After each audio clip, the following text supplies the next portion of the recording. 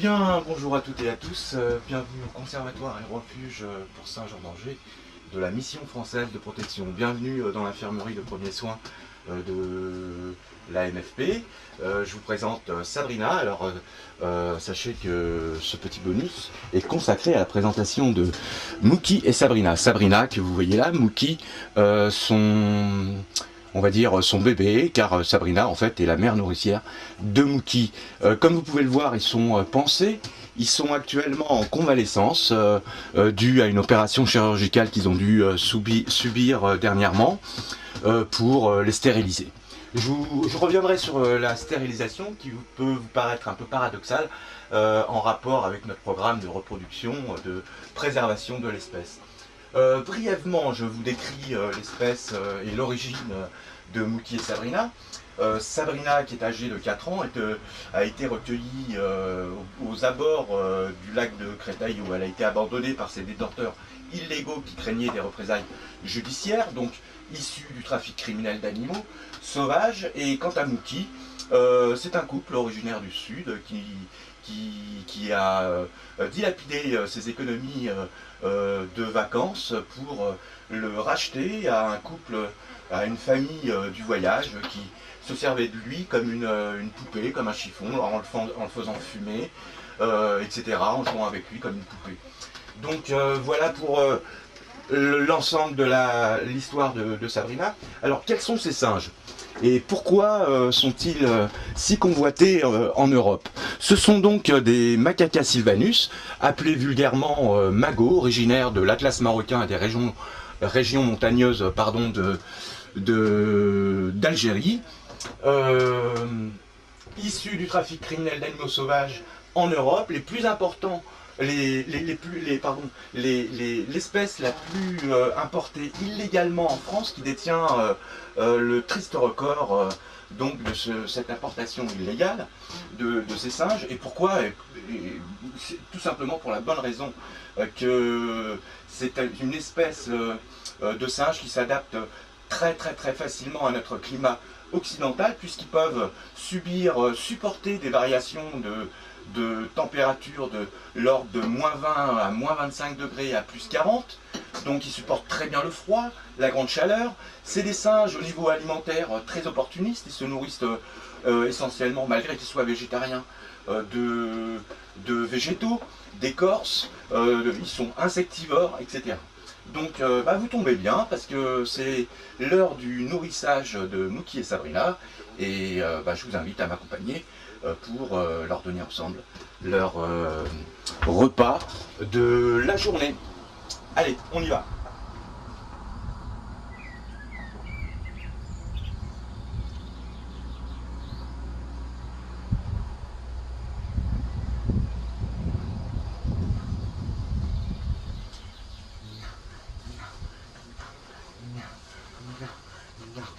Et ben voilà, bienvenue au nourrissage de... Vous avez vu, comme Mookie m'accueille avec plein de bisous. Et Sabrina qui attend, bien sûr. Donc, venez, rapprochez-vous par là. Je vais vous expliquer, vous faire venir surtout sur l'alimentation de Mookie et Sabrina, hein, de leur espèce, donc les magos. Je vous disais tout à l'heure, essentiellement végétariens, mais surtout granivores, insectivores, frugivores. Voilà.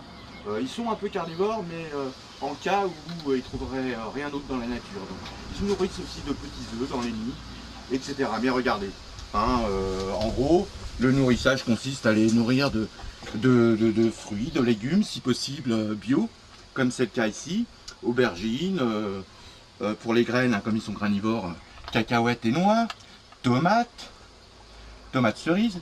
Sabrina, elle est un peu plus difficile. Donc on va la laisser. Elle, ce qui l'intéresse, c'est plutôt les noix. Voilà. Et vous voyez, ça a de bonnes dents, hein, d'où l'appellation animaux sauvages dits dangereux. Et bien voilà, un peu de fenouil, une petite part de mangue, etc. Donc voilà, Mookie s'est emparé du raisin, parce qu'il adore ça, c'est un peu sucré, comme tous les enfants, ils aiment ça. Alors, je reviens sur la stérilisation de nos babous. Pourquoi les avoir stérilisés? Ce qui peut vous paraître paradoxal par rapport à un programme de reproduction de l'espèce qui est actuellement en voie d'extinction?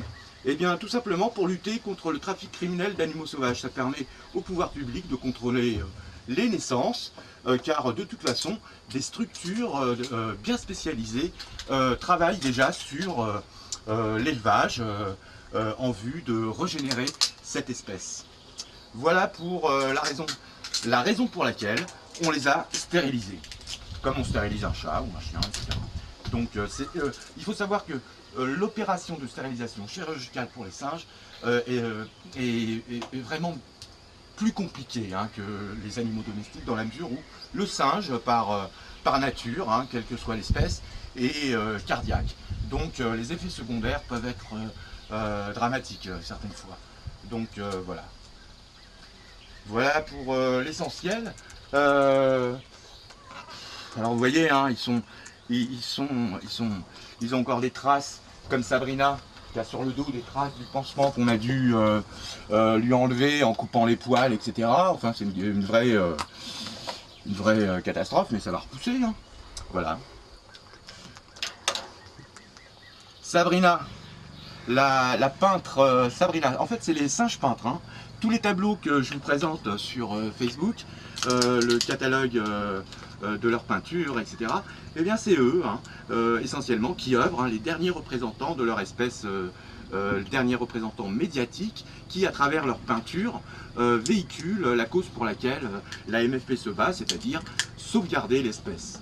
Il faut savoir que à l'avenir, Mouki et Sabrina vont rejoindre une réserve qui est actuellement en création avec une association partenaire avec la nôtre, SOS Mago, incessamment sous peu, qui vont permettre aux nouveaux arrivants issus du trafic criminel de les accueillir avec le moins de stress possible, etc.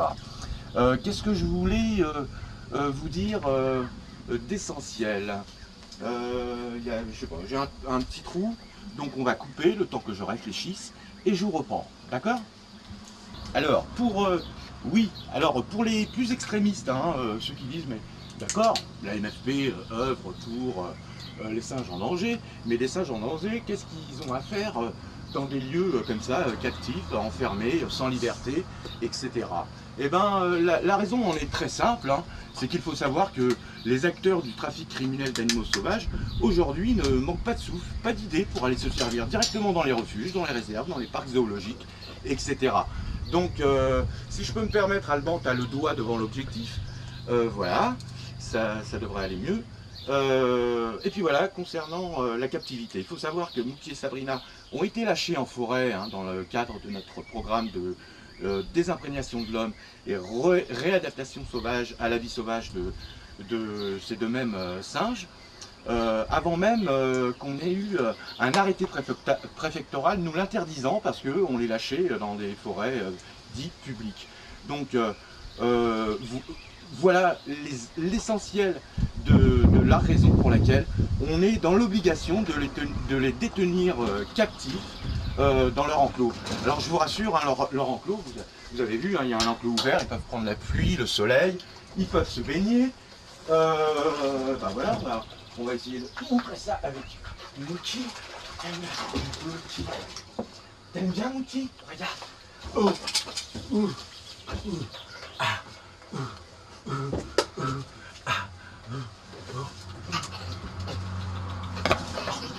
ah, Qu'est-ce que c'est?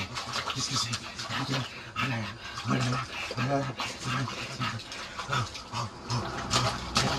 Les singes aiment bien l'eau. Ce qui manque dans la plupart des parcs zoologiques et refuges et réserves. Bah vas-y, Mouki, il n'y a aucun problème. Tiens. Hop là. Tiens, mon grand. Tiens, mon babou. Eh bien voilà, un petit instant offert, un petit bonus de ma part, à vous toutes et à vous tous qui nous avez soutenus à travers nos missions dans l'épreuve, qu'elles soient positives ou négatives, à travers toutes ces montagnes russes qu'on a traversées ensemble. En tout cas, je profite de cet instant pour pour vous exprimer toute ma gratitude pour cela. Voilà, je pense vous avoir tout dit. Bah voilà, hein, ça c'est les bêtises. Ici, sachez que les bêtises sont reines.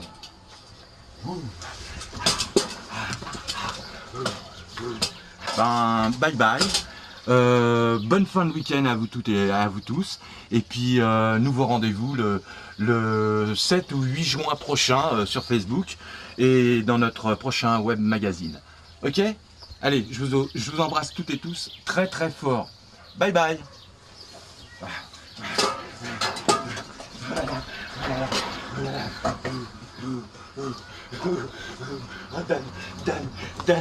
Dan, c'est à moi, oh là là.